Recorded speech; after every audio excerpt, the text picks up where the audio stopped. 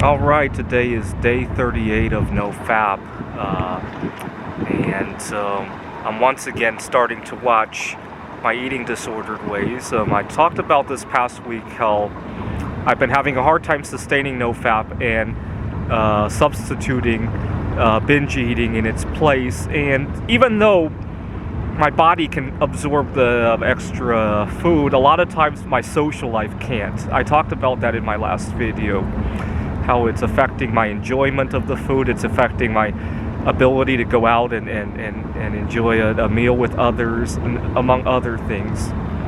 But I'm starting to feel in control of that. It almost feels like I have to redo my eating addiction ways. 2 years ago, I corrected my binge eating disorder, but in the context of masturbating. Now I have to do it again in the context of NoFap. It kind of feels like that.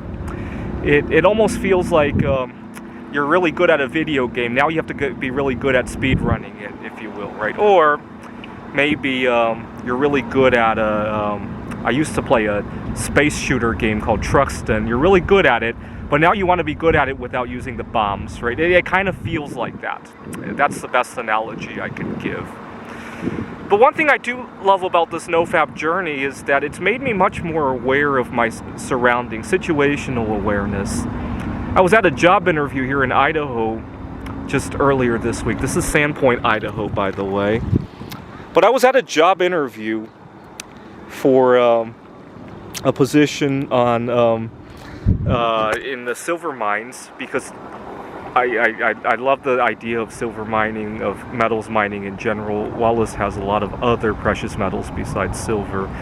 I think I learned that they also produce a lot of zinc, lead, indium, among other things. And I also love living in Wallace, Idaho. That's the main reason I am willing to look into a different career path. When I was living in Wallace, Idaho 2 years ago, I really got accepted for my personal background and philosophy. Now, at the job interview, I really did a good job at resisting the temptation to interrupt the interviewer. I had big problems like that in previous jobs. The interviewer was going over some perks of working there, and I let her go on. Even though I had a lot of questions as she was going, I was able to take a mental note of the questions I wanted to ask instead of interrupting, and I allowed her to give me more to work with, right? I had a big problem. I recently made a large purchase at a coin show, and I felt I could have done better. I got very jittery when I heard stuff that I didn't like. Not necessarily about the deal with the coins, but we were talking about prejudice and all that, about biases of people in different relationships. This guy's a staunch conservative, and he said a few things I didn't like to hear, and I got very upset and interrupted when I could have let him burn himself and probably got a better deal by allowing him to run his mouth. But ever since I quit fapping, that's been a lot easier for me to do, because you know what? I'm constantly resisting temptation as it is. Resisting the temptation to listen to anti-sexual talk is not that hard anymore, right?